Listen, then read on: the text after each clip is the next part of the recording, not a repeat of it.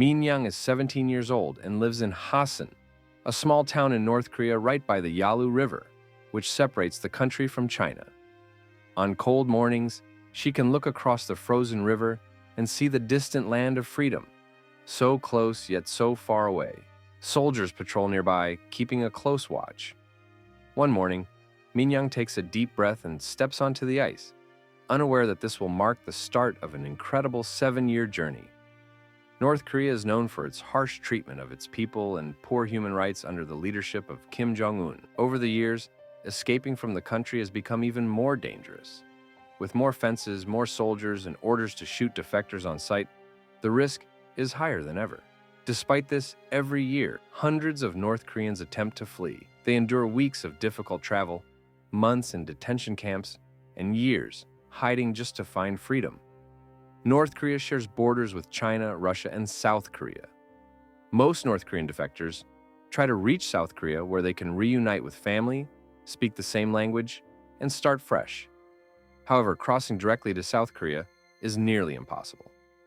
In between lies the heavily guarded and dangerous demilitarized zone, DMZ, one of the most perilous borders in the world.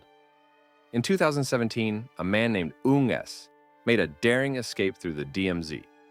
On a quiet Monday afternoon, the South Korean military captured footage of his escape. As he raced toward the border, North Korean soldiers shot at him, but he kept going. After being hit several times, he collapsed on the South Korean side. Hours later, South Korean soldiers rescued him.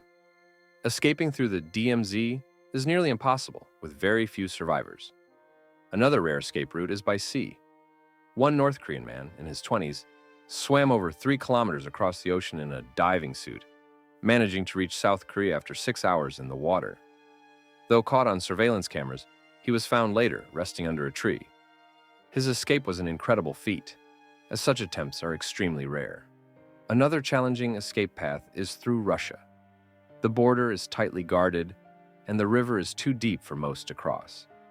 Those who succeed are often high-ranking individuals who manage to use their connections. However, for most defectors, the first stop on their journey to freedom is China. The Yalu and Tumen rivers separate the two countries, and in winter, when the rivers freeze, they offer a rare chance for crossing. But even crossing to China doesn't guarantee safety. Once on the Chinese side, defectors face constant danger from authorities and risk being sent back to North Korea. Min Young grew up in a modest home overlooking the Yalu River. Her family wasn't poor. They had enough food, and her father was a traveling salesman who often went to China for work. Her mother worked for the government and also traded goods from China in her spare time, which was common for families near the border. Life changed drastically for Min Young when she was 14. One day, she came home from school to find that her father had been arrested while returning from China. He was accused of bribery and corruption.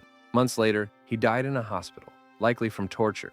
Left with her mother and younger brother, Min Young became disillusioned with the lies and government propaganda and the harsh reality of life in North Korea.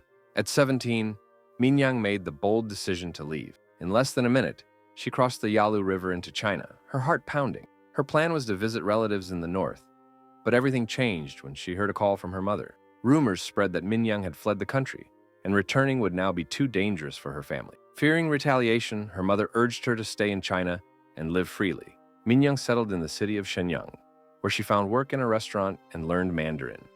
Despite the new freedom, she lived in constant fear of being caught. She changed her name multiple times to stay hidden. But one day, 2 officers came into the restaurant asking for her. They showed their badges, and she was taken away. At the police station, they interrogated her and asked her to prove her fluency in Chinese. She did, barely managing to hold herself together and pass the test. If they had doubted her, she would have been deported back to North Korea, where she would face severe punishment. After this close call, Min Young learned that someone she had trusted had reported her to the authorities. In 2002, she moved to Shanghai and met a broker who helped her obtain a new identity.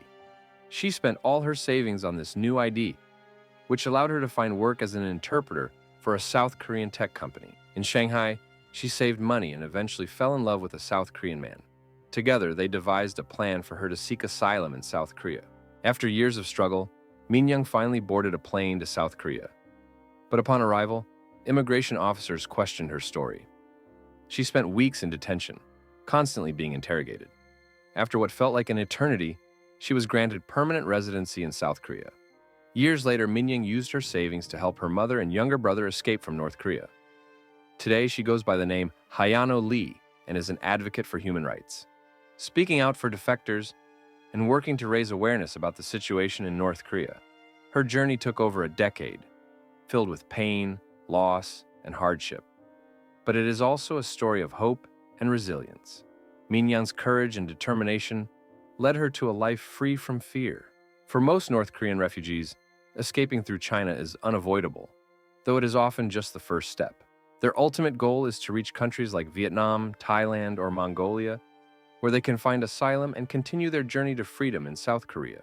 One such story is that of Shiun, a fictional character inspired by real experiences. Shiun grew up near the Tumen River, and her family lived in extreme poverty. She worked as a vendor in an unofficial market, barely making enough money to feed her family. Shiun once believed the government's promises, but after seeing the truth for herself, she began to lose faith. One day, a friend told Shiun about a Chinese broker who could help people escape the country. The broker promised food, shelter, and work, and Shiun thought it could be her chance to provide for her family. After weeks of preparation, she crossed the river into China with her friend, but they were separated soon after. The broker took her to a remote village, where she was horrified to learn that she had been sold to a farmer as a wife. Many North Korean defectors, especially women, fall victim to human traffickers. They are promised jobs and food, but are instead sold into forced labor or the sex trade. A 2019 South Korean report estimates that around 60% of North Korean women in China are trafficked. Shiun spent 2 years trapped in isolation and abuse before managing to escape. With her hidden savings, she fled north and eventually joined a group of defectors in Beijing. Together, they planned to cross into Mongolia, the only hope for freedom. Along the way, they crossed the Gobi Desert, an unforgiving, vast stretch of land. For days, they walked through sandstorms, sharing little food and water. Despite the hardships, Shiun kept going, driven by the dream of a free life. After days of exhausting travel, they finally reached the Mongolian border, where they encountered soldiers. Thankfully, the soldiers were sympathetic, and with a bribe, the group was allowed to pass. Shiun spent months in a refugee camp before being granted asylum in South Korea. Shiun is one of the few North Korean defectors who make it each year, but one can't help but wonder how many more would escape if only they had the opportunity.